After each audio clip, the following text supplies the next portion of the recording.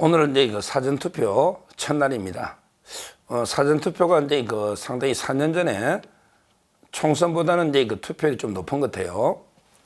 근데 이 시점에서 판세가 어떻게 되는가? 이런 이제 질문을 제가 많이 받습니다. 많이 받아요. 아마 이제 방송도 많이 하고 또 이제 여러 사람들 만나다 보니까 아마 판세가 궁금한 분들이 저한테 질문하는 분이 많아요. 그런데 저도 뭐 한 20년 가까이 정치권에 있었지만 대부분의 전문가들이 이번만큼의 판세가 좀 분석이 어려운 선거는 없었다. 이런 이제 이야기를 많이 합니다. 왜 그러냐면 이제 대선 같은 거는 쉽죠. 대선은 이제 전국의 지역마다 오차가 있어도 전국이 합쳐져 버리면 한 명이기 때문에 거의 정확하게 맞출 겁니다. 대선은. 근데 총선은요, 지역마다 이제 500명 샘플인데, 근데 그걸 가지고 정확하게 예측하는 게 상당히 불가능하다. 따라서 이게 상당히 전체 의석이 예측이 어렵다. 이런 이제 분석이에요. 제가 이제 KBS의 고위직 또는 이제 큰 신문사의 고위직 만나서 어제도 이제 저녁을 했는데 아무도 자신 있게 뭐 말을 못 해요. 국민의힘이 몇 석이다. 민주당이 몇 석이다. 아무런 말을 못 해요. 따라서 이제 저도 몇 석이다. 이렇게 말하기는 어려운데 다만 이제 제가 자신 있게 말할 수 있는 거는요. 최근에 여론조사가 상당히 신뢰성이 떨어졌다. 지금 이게 여론조사대로 결과가 나오지는 않을 거다. 이거는 이제 일치합니다. 그러면 이제 여론조사가 왜 믿기 어려우냐? 세 가지 이유를 보통 듭니다. 세 가지 이유로 이제 여론조사는 신뢰하기 좀 어렵다. 한번 제가 말씀드리보면 첫째는 이제 김어준의 여론조사가 전체 여론조사의 22%입니다. 야, 김어준의 꽃이 한 10억 이상 써가지고 전체 여론조사 우리 수천 개 있겠죠? 그 중에 수백 개가 김어준의 꽃에서 한 거다. 22%입니다. 22%. 우리 그냥 안 보잖아, 잘. 신문에 소개하면 그냥 보는데 5개 중에 하나가 꽃이 한 거예요, 꽃. 22%. 이게 믿을 수 있을까요? 이거는 저는 어렵다 봐요. 왜냐하면 이게 꽃이라는 순간에 보수 우파 국민들에게 끊어버립니다.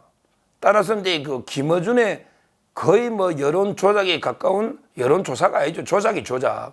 김어준이가. 이러려고 여론조사 해서 만든 거 아닙니까? 따라서 이제 대부분 22%가 김어준의 여론조사 높기 때문에 이걸 가지고 우리가 믿는다. 이 자체가 저는 어렵다. 첫째 이유고요. 그 다음에 두 번째는 이제 조국 혁신당이 상당히 과표집이 되고 있다. 이것도 일치하는 얘기입니다.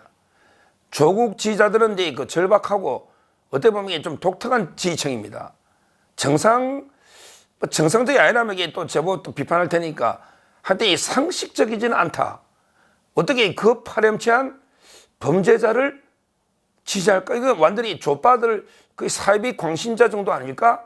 이런 생각이 들잖아요. 정상적이고 상식적이라면 야, 조국이 보고 지지한다. 이게 이해가 안 되잖아요. 이런 사람들이 오히려 응답률이 높아요. 그러니까 조국 혁신당이 어떨 때는 그냥 전체 비례정당 1등 할 때도 있잖아. 국민의 미래보다 앞서서. 이게 말이 됩니까? 국민의 미래하고 그다음에 조국하고 민주당이 합친 게 비슷해야 맞잖아요. 보수하고 진보가 반반이면 좌우파가. 근데 조국이가 좌파니까 조국당하고 민주당이 합친 게 국민의 미래하고 비슷해야지 맞잖아요. 우리 보수 진보가 절반이니까. 근데 여론조사는 그렇게 안 된단 말이에요. 우리 조국당이 1등 되는 경우도 있다니까요. 이걸 어떻게 믿습니까? 이 말은 조국을 숭배하는 거의 이런 광신자 같은 사람들이 전화를 잘 받아요. 그러니까 이제 조국 지지하는 사람들이 전화를 많이 받으니까 비례는 조국당 찍고 그러면 지역은 어디예요? 이러면 조국 지역이 없잖아요. 그러니까 민주당 이런 눌러주는 거예요. 그러니까 과표집되는 거죠. 좌파 쪽이 우리 보수 쪽이 과소표집되는 겁니다.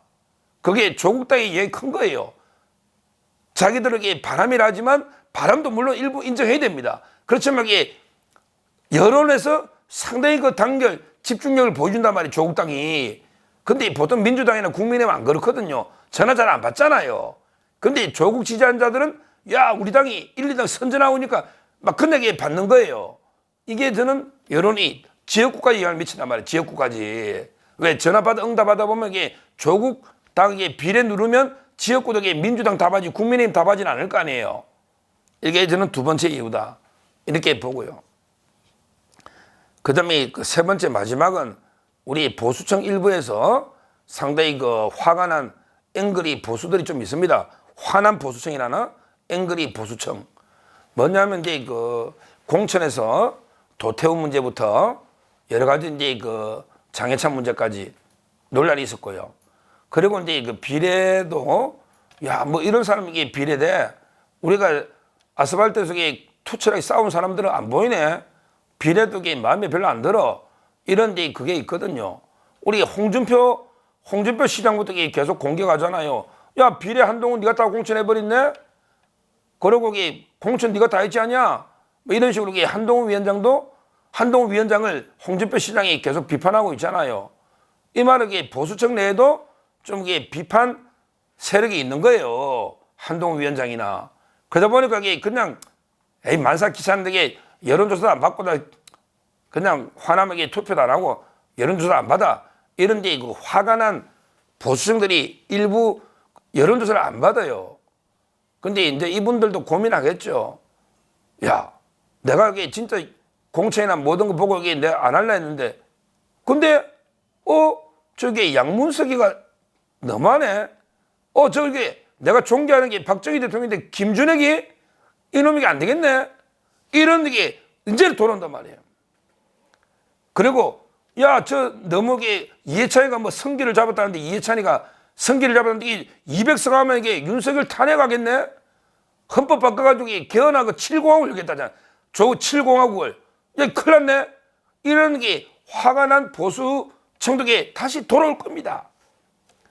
저는 투표장에 온다 봐요. 여론을 안 받아도요. 여론조사 전화 안 받아도 투표장에 온다 봐요. 지금 이게 벌써 그런 분들이 많아요. 오늘 이제 저희 형님 누나 평생 안 하던 사전투표였습니다. 저희 아들도 사전투표하러 갔습니다. 저는 아직 못했어요. 방송이 많아서 뭐 어떻게 할지. 저는 확고하게 투표하니까 제 같은 사람은 이게 뭐 사전투표하나 본투표하나 큰 차이는 없다 보는데 조금 이게 충성도가 절박도가 떨어지는 분들은 에이 내가 본투표 때 찍어줄게.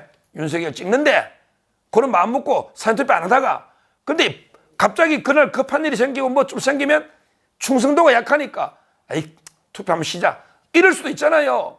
죽으나 사나 저는 투표 안 한 지 한 번도 없기 때문에. 그래도 이게 저는 사전투표도 고민해봐야 되는데 내일도 이게 워낙 방송이 많아서 좀 고민인데 하여튼 중요한 거는 이 여론조사가 우리가 이게 조금 밀리는 거는 김어준이가 22% 여론조사다. 그 다음에 조국 당이 전화를 잘 받는다. 그 다음에 우리 화난 앵글이 보수적인 전화를 잘 안 받는다. 이런 것 때문에 여론이 이렇게 저는 노는 게 많다 봐요. 그리고 이게 요즘 여론조사 전문가는 우리나라에 몇 명 제한돼 있잖아요. 근데 대목이잖아. 그러다 보니까 여론조사를 막 아마추어들이 지 맘대로 하니까 원희룡 보면 알잖아. 원희룡 어떨 때는 3% 근접, 어떨 때는 13% 차이나 또 어떤 걸 사과까지 했잖아요. 보정 잘못해가지고 엠브레인 퍼블릭은. 지금 이게 한마디로 이게 대목이다 보니까 날림 여론조사가 많아요. 날림. 왜? 평소에 여론조사 전문가들이 몇 명 안 되잖아요. 근데 갑자기 뭐 전문가 됩니까? 여론조사는 아무나 하는 게 아니에요. 그냥 전화해가 막 물어보면 아무나 하는 게 아니다 말이에요. 분석하고 보정하고 이게 다 다시 고치거든요. 이거 착각해가지고 사과해가지고 했는데도 많잖아요. 결국 저는 이제 지금 판세를 묻는다면 여론조사하고는 다를 것이고 그리고 이제 지금 이슈는 전부 방송 저는 가보면 알잖아요. 방송 가보면 어떤 이슈를 주로 다루냐. 지금은 이제 모든 이슈가 양문석, 그 다음에 김준혁 이런 게 방송에 이슈를 덮고 있습니다. 덮고 있어요. 따라서 이제 그 흐름이 상당히 좋다. 흐름이 제가 출렁출렁한다 할 때 우리 쪽으로 상당히 그 지금 넘어오고 있다. 이런 이제 그 흐름은 이거는 다 아마 인정할 겁니다. 보수고 진보고 간에 이 흐름은 지금 이제 국민의힘 쪽으로 넘어오고 있다. 따라서 이제 곡선을 치면 국민의힘은 우상향하고 그다음에 민주당은 하향하거든요. 하향. 다만 이게 시간이 어디까지냐 이제 본투표까지는 며칠 안 남았어요. 다음 주 수요일이죠. 그러다 보니까 이게 어느 선에서 될지 그거는 이제 지켜봐야 되지만 흐름 자체는 상당히 좋다. 이렇게 그 두 가지로 여론을 믿기 어렵고 두 번째는 이게 이슈가 우리한테 유리한 좋은 흐름이다. 이렇게 본다면 결과는 어떨까? 결과는 이제 뭐 제가 쪽집게도 아니고 제가 어떻게 알겠어요. 그러나 이게 누가 저한테 뭐 술자리에서 물으면 야 그래도 이야기해봐. 서면석이 그래도 방송하는데 한번 이야기해봐. 이러면 저는 조심스럽게 그 140에서 150석이다. 이렇게 봅니다. 실제 우리가 뭐 170석, 180 넘지 않으면 의미는 없어요. 어차피 법 만들 때 합의 안 하면 선진화법 무력화 시키려면 180석 넘거나 200석 넘어야 되거든요. 그러면 굳이 뭐 우리가 150, 뭐 160에도 좋지만 그렇게 쉽지는 않겠다. 여러 흐름상. 그러면 제 개인적인 솔직한 마음은 워낙 우리가 100석도 안 된다고 떠들고 아우성을 치니까 불안하잖아요. 근데 저는 뭐 제가 책임질 이유는 없잖아요. 뭐 이렇게 유튜브인데 한번 이렇게 방송 보시는 분들 재미로 한번 들어봐 주시면 제 개인적으로는 한 140에서 150 잘하면 150 우리 범우파가 가지 않을까. 뭐 개신당이 뭐 한두 석 딸까 모르겠어요. 그다음에 우리 그 정가원 목사 자유통일당도 한두 석 딸지 이게 이제 여론조사 봐야 되는데 이래저래 가지고 그냥 우리 개신당은 이제 우파라 보기는 좀 어렵죠. 이준석이는 이제 어렵다고 본다면 뭐 자유통일당이 한두 석 어떻게 될지는 모르겠는데 하여튼 이 국민의힘의 자력으로 또는 이제 그 친여 우리 무소속 최경환 의원 이런 분들 있긴 있죠. 어떻게 될지 모르지만 뭐 조재현이 될지 이래서 이게 하여튼 중요한 거는 우리 그 자유우파 보수가 한 과반 가까이 된다. 그렇다면 이게 140에서 150까지는 하지 않을까. 그러면 이게 아마 여론조사들은 전부 그 밥 먹고 살기 힘들 겁니다. 지금 여론조사가 그렇게 조사한 데는 없어요. 여론조사의 조사 다 합치면 그냥 우리가 100석도 안 되는 이런 상황입니다. 그러면 저는 선거 끝나면 여론조사를 다시 한번 조사해 봐야 된다. 이런 생각이 들고요. 하여튼 분명하게 제가 자신 있게 말하는 거는 여론조사를 믿기 어렵다. 그 다음에 흐름이 우리한테 넘어오고 있다. 이 두 가지는 분명하고 다만 최종 의석이 얼마가 될까? 이거는 제가 단어는 못하지만 제 개인적인 예측감이라는 게 있잖아요. 제 감으로는 140에서 150, 한 과반 정도는 가능하지 않을까? 이렇게 저는 믿고 있습니다. 아마 이제 이거 한 표, 우리 투표 하나가 한 표가 바로 범죄자들이 처단하는 창이 되고 그다음에 대한민국을 지키는 방패가 된다. 우리 한동훈 위원장도 이야기했잖아요. 우리 소중한 한 표가 이재명, 조국 이런 범죄자들을 처단하는 창이 되는 거예요. 그다음에 자유대한민국을 지키는 방패가 되는 거다. 중요한 건 결과는 진인사 대천명 하늘의 천명을 기다리고 일단은 한 표는 무조건 행사하자 이 말씀을 드립니다. 감사합니다.